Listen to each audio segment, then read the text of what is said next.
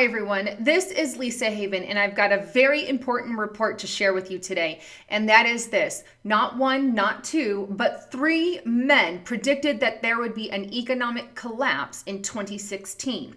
Now the reason that I want to bring this report to you is because of what we've already seen playing out for 2016, specifically in regards to the stock market that has dropped 1,900 points, give or take, just this past couple of weeks alone.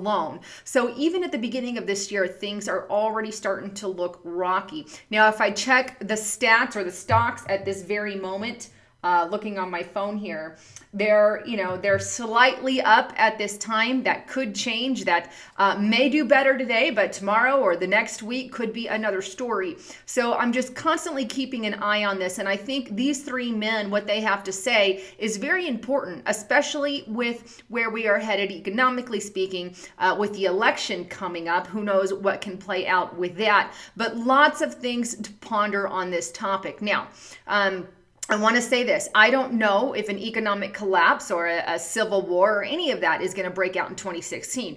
If an economic collapse does break out, then we can bet a civil war would follow that. Only time will tell if that actually happens. I don't know.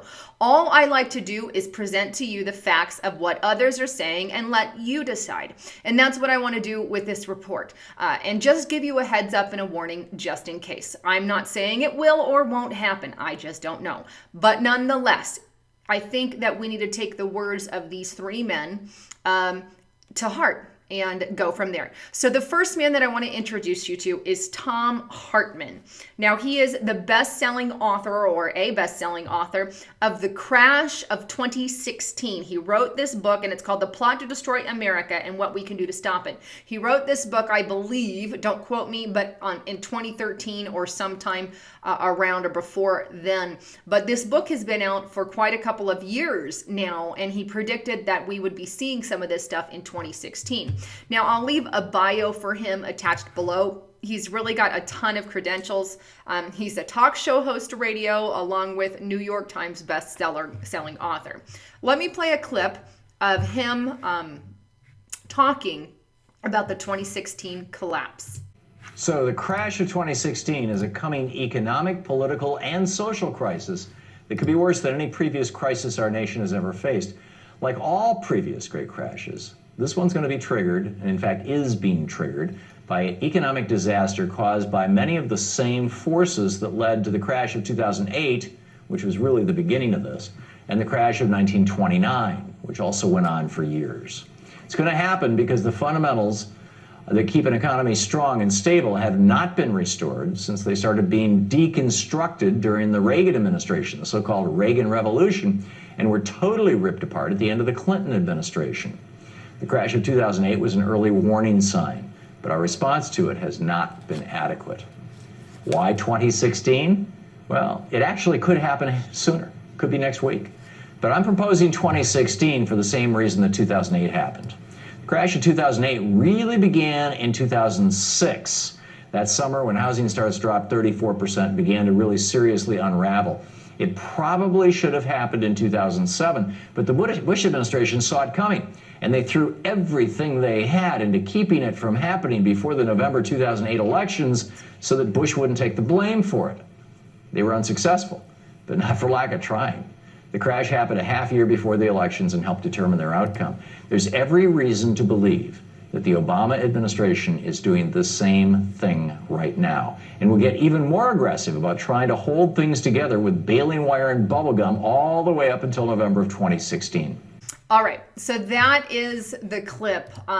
That's Thom Hartmann, and I'm going to leave the video below for you guys to check out there so you can watch it in its full. But as you heard him say, the 2016, around that time, he predicts that there could be some kind of economic collapse in or around the election time or even before that. So there is one, and I'm going to leave additional information below on him. Now, another one is Jeremy Grantham, and let me take you to that report. Now, here we are on kcresearch.com, and this was published, notice the date, last year, 2015, August. One of the world's most respected investors, he's a big investor, predicts the 2016 stock market crash. Now, this is Jeremy Grantham. And who is Jeremy Grantham? Well, he is the founder of GMO, not my favorite company, but he is widely remembered for the 2000 or warning about the 2000 market crash and the 2008 financial crisis.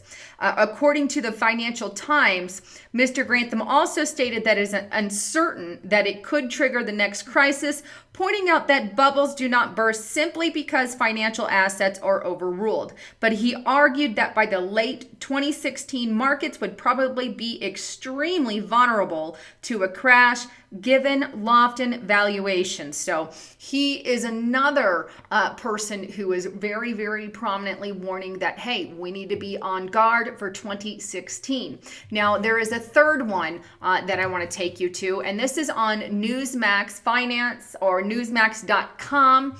And this is the link. This is author Robert Kiyosaki, and I might be butchering that, biggest market crash likely to happen in 2016. Now, this report was put out once again last year, and this is why I think these are important, but to notice the date on these. Now, he is actually the author of the book Rich Dad, Poor Dad. Now, I have not read this book.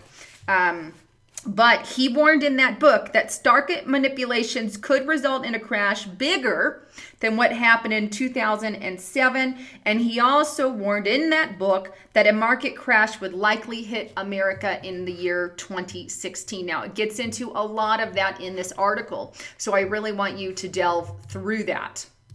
He even warns that it could be worse than the Great Depression here. So make sure you check out those articles. Now, so how bad is it really? Are these economists just speaking out their rear end, or do they hold some value to those words? Well, I've got some charts here that may actually make you think twice.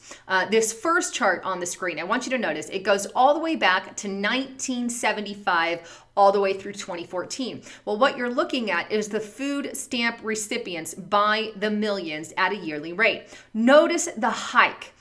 We started in 1975 with about 16, 17 million, and it goes all the way up to 2014. And now we are at 46 million people who receive stamps annually. That means that people are doing worse off, relying more on the government system, which is exactly what the government wants. The more people that they have feeding out of their pocket, the more power it gives them. But 46 million truly tells you how bad we are. Now, also, according to the latest Census Bureau, that there is 1 in 5 children who are also on food stamps. They would be in parents' homes, in group homes. That includes all of those.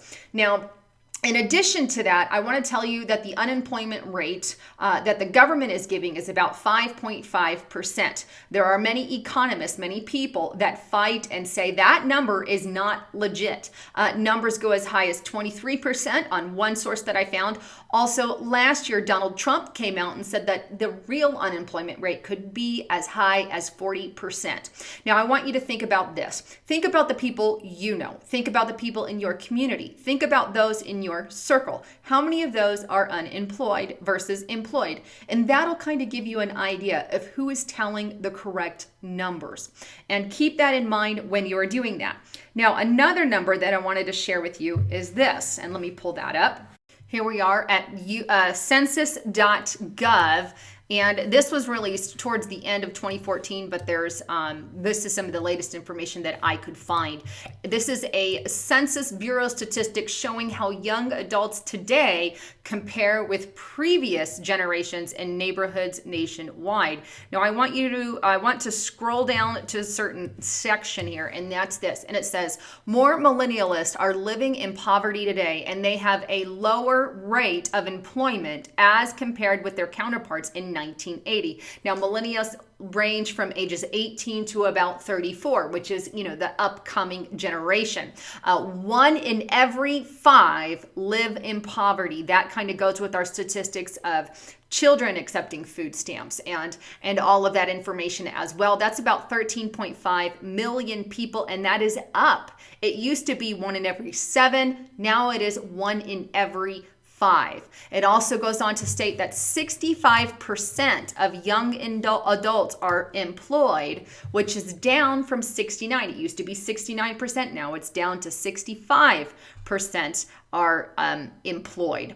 Prior generations of young adults were more likely to have served in the armed forces. That's just additional information. So there you have some other numbers as well. All that to say that things are really getting out of hand, and we know this is not just here in America, but it's globally. The Middle East is literally crashing. China has had 7% drops recently in which they had to close the market. Stocks are not looking good here in America. They're really inflating the market. That's what they're doing, to put bandages on this thing. And at some point, the bigger the bubble gets, the bigger the bang will be when it finally does pop. So I want to encourage you, get your affairs in order, because the numbers that they're sharing are not full numbers. The unemployment number is not the real number. 5.5% is a lot larger than that.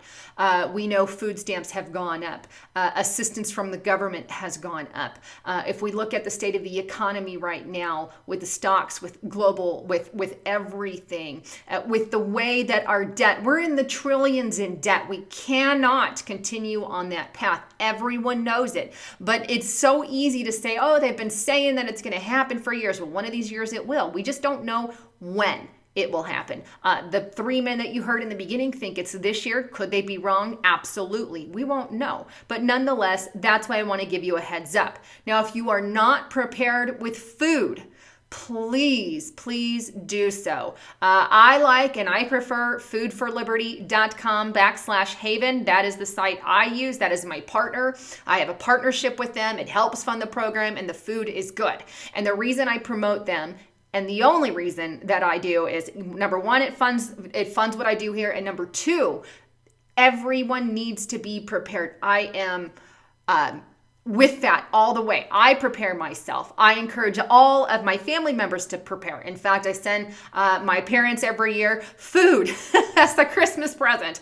So, because I want them to be prepared. And I want the same for you. If you use foodforliberty.com/haven, great. If you use something else, great. Just get prepared no matter what that food source is.